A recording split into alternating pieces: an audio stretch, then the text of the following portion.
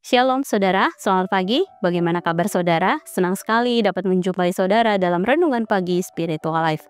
Pagi hari ini kita akan kembali merenungkan firman Tuhan dalam Keluaran 21 ayat 1-4 dengan judul Kebebasan yang Ditetapkan Allah. Saya akan bacakan bagian firman Tuhan bagi kita semua. Judul perikop pada hari ini adalah Peraturan tentang Hak Budak Ibrani. Inilah peraturan-peraturan yang harus kau sampaikan ke hadapan mereka. Apabila engkau membeli seorang budak Ibrani, ia harus bekerja selama 6 tahun, dan pada tahun ke-7 ia boleh keluar sebagai orang merdeka tanpa membayar apa-apa. Jika ia datang seorang diri, ia juga keluar seorang diri. Jika ia mempunyai istri, istrinya boleh keluar bersama dia.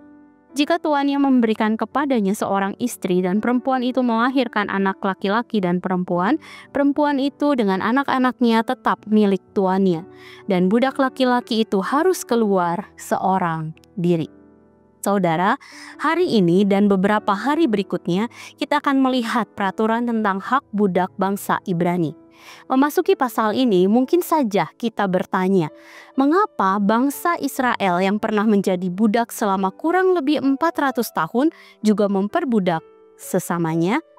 Untuk menjawab pertanyaan ini, kita perlu membedakan perbudakan pada timur dekat kuno dengan perbudakan khususnya pada abad 17 sampai 19.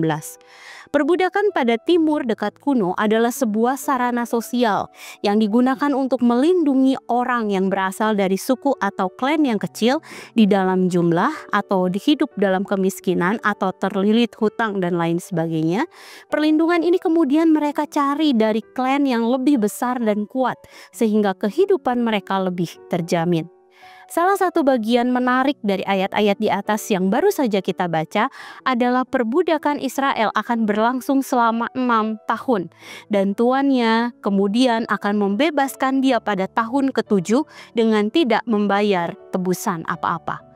Pembebasan pada tahun ke-7 menunjukkan Allah menetapkan batasan agar setiap orang dapat memperoleh kebebasan dan tidak selamanya menjadi budak bagi sesamanya. Selain itu, Allah mengajarkan bangsa Israel untuk memperlakukan sesamanya dengan penuh kasih dan keadilan, dengan cara tidak menjadikan sesamanya sebagai budak miliknya seumur hidup atau sarana untuk mengeksploitasi sesamanya. Dengan demikian, tahun ke-7 merupakan masa anugerah yang ditetapkan Allah sehingga semua orang memperoleh keselamatan dan kebebasan. Saudara, sama seperti masa pembebasan budak pada tahun ke-7 yang berarti bahwa ada batas dalam masa perbudakan, demikian juga dalam kehidupan kita saat ini, terutama berhadapan dengan orang yang berhutang dengan kita. Utang tersebut bukan hanya dalam bentuk materi saja, tetapi juga utang permintaan maaf dari seseorang yang telah menyakiti kita, baik secara psikis maupun fisik. Mungkin kita berpikir bahwa kita berhak untuk melakukan pembalasan terhadapnya, sama seperti orang tersebut telah menyakiti kita.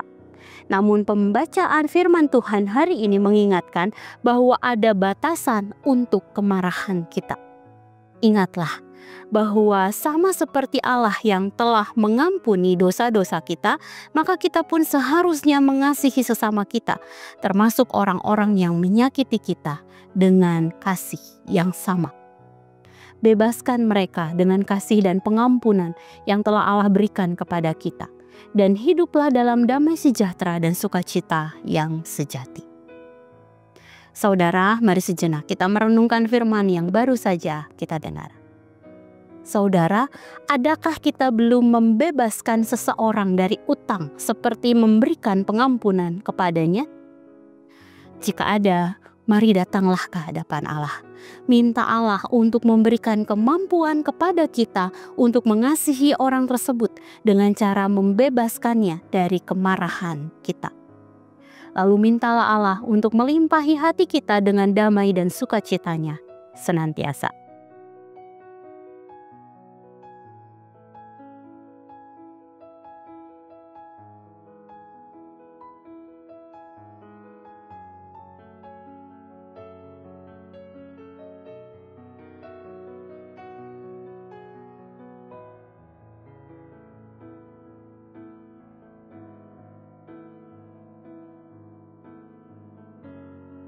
Demikian firman Tuhan hari ini. Mari kita berdoa. Tuhan, Kami bawa sekali lagi hati kami ke hadapan. Engkau Allah yang maha mengetahui sampai kedalaman hati kami Tuhan. Jika mungkin ada yang belum kami bereskan di hadapan-Mu Tuhan, berkaitan dengan kami mengampuni sesama kami Tuhan, atau mungkin kami belajar juga Tuhan untuk merendahkan hati. Kami meminta maaf kepada orang Tuhan, mungkin atas kesalahan yang memang kami perbuat Tuhan.